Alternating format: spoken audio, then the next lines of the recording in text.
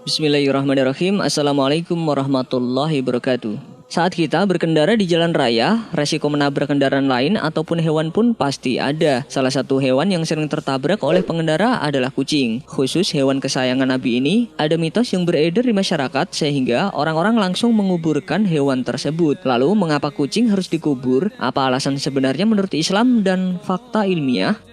Sebelumnya, tekan tombol subscribe dan nyalakan loncengnya. Bagikan video ini ke teman dan keluarga kalian, karena sebaik-baik kalian adalah orang yang mempelajari Al-Quran, kemudian mengajarkannya kepada orang lain. Satu lagi, simak video ini sampai selesai, biar nggak salah paham.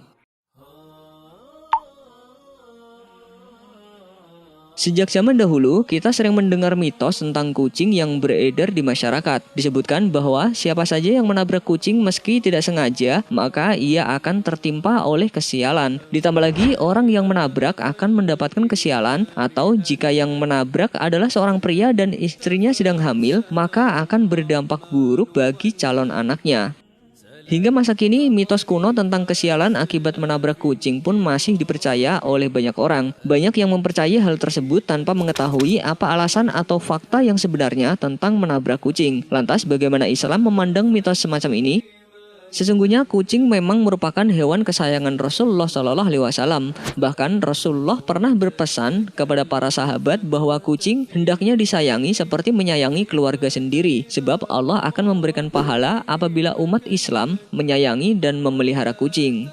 Rasulullah SAW menceritakan tentang kisah wanita yang mendapat siksa neraka akibat kejahatannya terhadap kucing peliharaannya. Dalam hadis, Rasulullah SAW bersabda, ada seorang wanita yang diazab karena seekor kucing. Dia kurung seekor kucing sampai mati sehingga dia masuk neraka. Dia tidak memberinya makan, tidak pula minum, dan tidak dilepaskan sehingga bisa makan binatang melata tanah. Hadis riwayat Bukhari dan Muslim.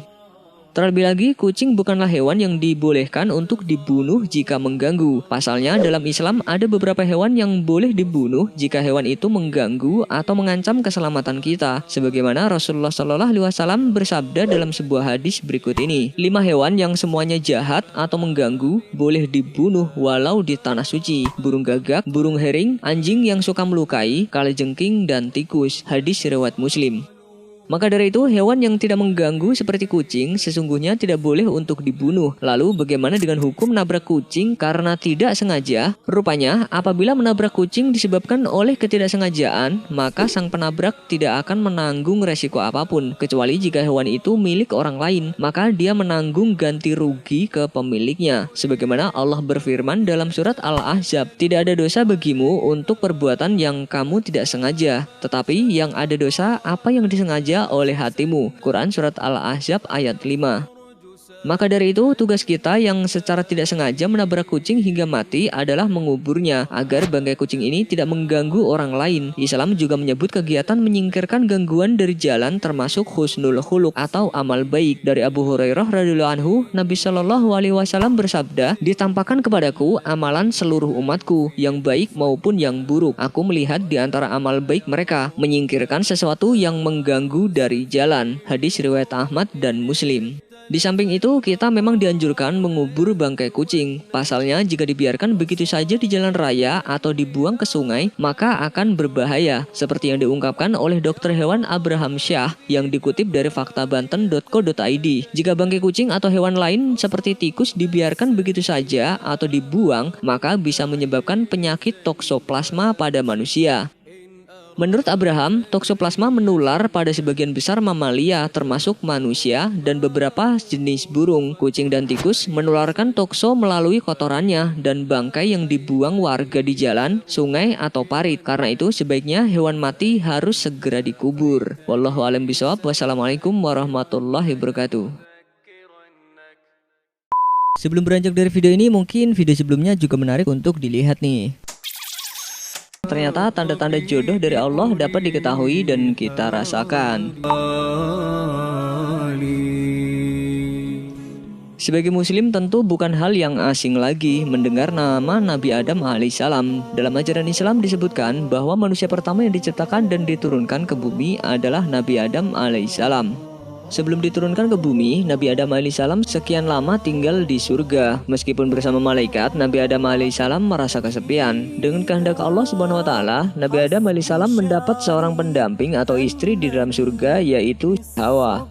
Dalam hal ini tentu jadi bukti bahwa Allah Subhanahu wa taala menciptakan manusia berpasang-pasangan. Nabi Adam yang lama terpisah dengan Hawa pun, jika sudah jodohnya, mereka bisa bertemu kembali. Allah Subhanahu wa taala berfirman dalam Al-Qur'an, "Dan segala sesuatu kami ciptakan berpasang-pasangan agar kamu mengingat kebesaran Allah." Quran surat Az-Zariyat ayat 49.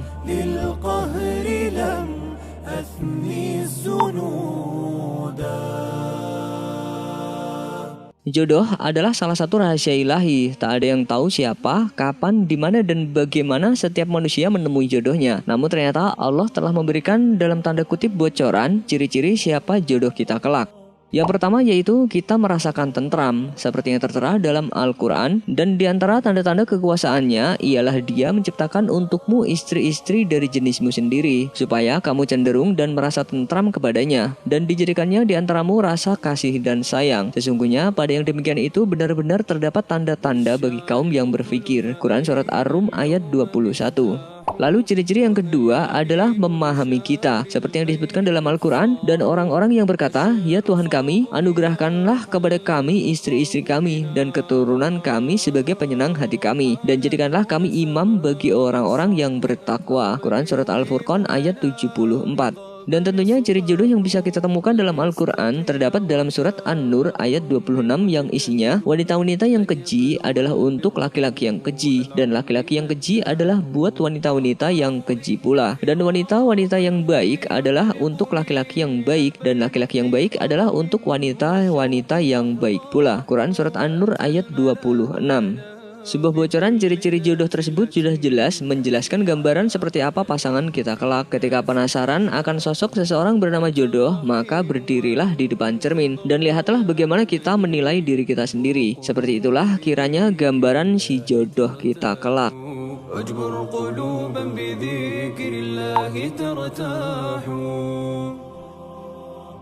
Di balik itu ada baiknya kita memanjatkan doa kepada Allah Subhanahu wa taala agar diberikan jodoh yang baik. Sesungguhnya Allah sangat suka dengan orang-orang yang sering berdoa. Salah satu doa yang bisa dipanjatkan untuk mendekatkan jodoh tertera dalam Al-Qur'an. "Ya Tuhanku, janganlah Engkau membiarkan aku hidup seorang diri, dan Engkaulah waris yang paling baik." Quran surat Al-Anbiya ayat 89. Selain itu, ada salah satu doa dari Nabi Musa alaihissalam yang paling terkenal dan diamalkan oleh banyak orang. Doa inilah yang selalu direkomendasikan untuk mendapatkan rizki dan jodoh dari Allah Subhanahu wa taala. Dalam surat Al-Qasas disebutkan, "Ya Tuhanku, sesungguhnya aku sangat memerlukan sesuatu kebaikan yang Engkau turunkan kepadaku." Quran surat Al-Qasas ayat 24.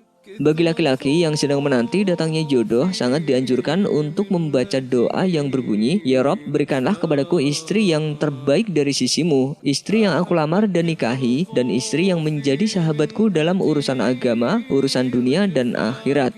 Begitupun sebaliknya, perempuan juga diharuskan berdoa dan berikhtiar untuk mendapatkan suami yang baik dengan berdoa, "Ya Rob, berikanlah kepadaku suami yang terbaik dari sisimu, suami yang juga menjadi sahabatku dalam urusan agama, urusan dunia, dan akhirat." Wallahu a'lam bishawab. Wassalamualaikum warahmatullahi wabarakatuh.